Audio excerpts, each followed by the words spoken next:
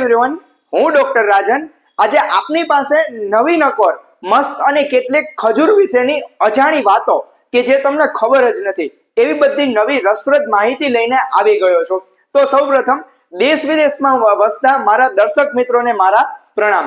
તો મિત્રો આજે ખજૂર છે એક રિસર્ચ પ્રમાણે કહેવામાં આવ્યું છે કે ડાયાબિટીસ વાળા દર્દીઓ માટે ખજૂર ખૂબ જ સારો છે। કેમ? કારણ કે તેનો ગ્લાયસેમિક ઇન્ડેક્સ ઓછો હોવાથી ડાયાબિટીસ વાળા દર્દી આજે ખજૂર ખાઈ શકે છે। સાથે સાથે ઘણા લોકોને આજકાલના દિવસોમાં કબજિયાતની તકલીફ વારે રહેતી હોય છે અને સાથે ખજૂરમાં પ્રચુર માત્રામાં કુદરતે ફાઈબર મૂકેલા છે અને તેને કારણે આપણી પાચન શક્તિ પણ વધે છે અને જેથી કરીને આપણે જે કબજિયાત જેવી ઘણી બધી સમસ્યાથી પણ આપણે તે બચાવે છે। સાથે સાથે ભારતમાં લગભગ દર 10 માંથી લગભગ 2 થી 3 મહિલા હિમોગ્લોબિનની ઉણપથી પીડાતી હોય છે, એટલે કે લોહ તત્વની ઉણપથી પીડાતી હોય છે અને કુદરતે ખજૂરમાં એક એવી વસ્તુ મૂકી છે એટલે કે લોહ તત્વથી ભરપૂર ખજૂર કે જેને આરોગવાથી આપણા શરીરમાં જે લોહ તત્વનું પ્રમાણ હિમોગ્લોબિનની માત્રા વધી જતી હોય છે। સાથે સાથે મિત્રો ખજૂર જે ખાવાથી તેમાં પોટેશિયમ અને એન્ટીઓક્સિડન્ટથી ભરપૂર ખજૂર કે જે તમારી કિડનીની હેલ્થ માટે પણ તે ખૂબ જ સારું એવું ઉપયોગી સાબિત થાય છે। સાથે સાથે તમારા હૃદયની સાર સંભાળ રાખવા માટે પણ ખજૂર ખૂબ જ ઉપયોગી છે અને સાથે મિત્રો વાત જરૂરથી એ કરીશ કે ખજૂર એ સ્વભાવે ઉષ્ણ એટલે કે તે સ્વભાવે ગરમ છે કે જેથી કરીને જે ફેફસામાં રહેલો શરીરમાં રહેલો જે જૂનો કફ છે તે બહાર કાઢવામાં ખૂબ જ તે સારું એવું કામ આપે છે।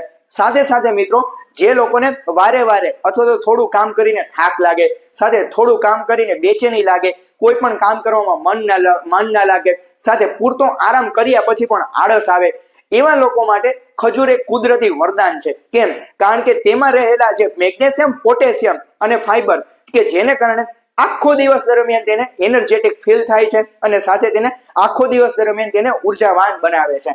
તો મિત્રો આજે ખજૂરનું સેવન જરૂરથી દિવસમાં 2 થી 3 ટાઈમ આપણે કરવું જ જોઈએ। સાથે સાથે પ્રશ્ન એ થાય કે ખજૂર દિવસમાં ક્યારે ખાવો જોઈએ અને કેટલો ખાવો જોઈએ? તો હા મિત્રો, ખજૂર જો તમારે ખાવો જોઈએ તો દિવસમાં 2 થી 3 ટાઈમ તો ખાવો જ જોઈએ, પરંતુ સૌથી બેસ્ટ ટાઈમ કે જે આપણા શરીર માટે તેમને પૂરેપૂરો ફાયદો મળે છે તો મિત્રો તેના માટે તમારે રોજ સવારે ઉઠીને નરણા કોઠે સવારે 4 થી 5 પેસી ખજૂરની ખાવાની છે અને સાથે સાથે વાત તો એ કરીશ કે જો તમે ખજૂર અને દૂધ એ બંને મિક્સ કરીને ખાશો તો તમારા શરીર માટે તે શ્રેષ્ઠ કુદરતી વરદાન રૂપ થાય છે। કેમ? કારણ કે દૂધમાં રહેલું કેલ્શિયમ તે આપણા શરીરનો જે હાડકાં મજબૂત બનાવવા માટે વિટામિન ડી થી ભરપૂર છે કે જે આપણા શરીરમાં તે ખૂબ જ ઉપયોગી છે અને સાથે સાથે ખજૂર કે જેમાં પોટેશિયમ અને મેગ્નેશિયમ જેવા અનેક પ્રકારના પોષક તત્વો રહેલા છે અને ખાસ કરીને જોઈએ કે ખજૂર એક સેક્સ્યુઅલ હેલ્થ માટે પણ ખૂબ જ સારું એવું કામ આપે છે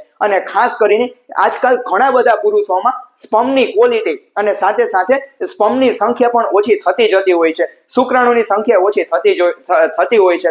તો તેવા લોકો માટે, તેવા પુરુષો માટે ખજૂર એક રામબાણ અને કુદરતી શ્રેષ્ઠ ઈલાજ છે। તો તેવા પુરુષોએ રોજ દિવસમાં 2 ટાઈમ સવારે અને સાંજે 5 થી 6 પેસી ખજૂર અને દેશી ગાયનું ઘી ખાવું જોઈએ કે જેનાથી જે તમારા શરીરમાં જે રહેલા જે સ્પર્મ કાઉન્ટ વધી જાય છે અને તેને કારણે જે તમે ઇન્ફર્ટિલિટી જેવી સમસ્યાથી જો તમે પીડાતા હો તો તેનાથી પણ તમે બચી શકો છો।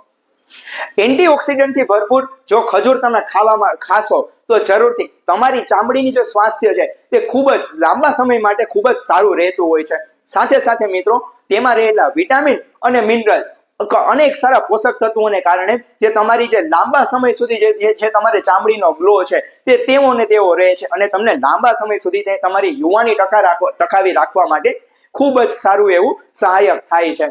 સાથે સાથે મિત્રો ખજૂર એક એવી વસ્તુ છે કે કુદરતી વરદાન એટલે કે જે તમને ખાલી પેટે પણ ખાશો અને ખાસ કરીને ઉપવાસના દિવસે એટલે કે ભારે નાસ્તો ન કરતા હળવો નાસ્તો એટલે કે ખજૂરને જો તમે ઉપવાસના દિવસે ખાશો તો ખાસ કરીને જે તેમાં રહેલો ગ્લાયસેમિક ઇન્ડેક્સ અને તેમાં રહેલું જે સુગર કન્ટેન્ટ એટલે કે જે નેચરલી સુગર કન્ટેન્ટને કારણે તમને આખો દિવસ તમને ઉર્જાવાન બનાવશે અને તમને લાંબા સમય સુધી તમને સાથે સાથે તમને સારું આરોગ્ય પણ આપે છે। સાથે સાથે અગત્યની વાત એ કરીશ કે વડીલો અને તેમની સાથે નાના બાળકોને પણ ખજૂર એક તેમના માટે કુદરતી વરદાન છે. કેમ? કારણ કે જો નાના બાળકોને તમે ખજૂર ખવડાવશો તો તેને કારણે જે તેના શરીરમાં રહેલા જે પોષક તત્વો છે, જે ઘટતા પોષક તત્વો છે, તે વિટામિનની જે પૂર્તિ પણ કરે છે. સાથે સાથે તેમની યાદ શક્તિ વધારવામાં પણ તે ખજૂર એક શ્રેષ્ઠ સારું એવું સહાયક થાય છે. તો મિત્રો, આ જે ખજૂર છે તે આ સમયમાં આપણે રોજબરોજના જીવનમાં આપણે ખજૂરની સવારે અને સાંજે 4 થી 5 પેસી ખજૂર ખાઈએ અને સાથે સાથે આપણા અને આપણા પરિવારના લાંબા સ્વાસ્થ્ય માટે તે ઉપયોગી થઈએ. તો મિત્રો, રજા લઉં છું. ફરીથી મળીશું નવી માહિતી સાથે. ત્યાં સુધી જરૂરથી આ વિડીયો તમારા મિત્રોને શેર કરવાનું ના ભૂલશો અને આવી વધુ ને વધુ ઉપયોગી માહિતી મેળવવા માટે આ ચેનલને સબસ્ક્રાઇબ કરવાનું પણ ના ભૂલશો. સૌનો આભાર. જય શ્રી કૃષ્ણ.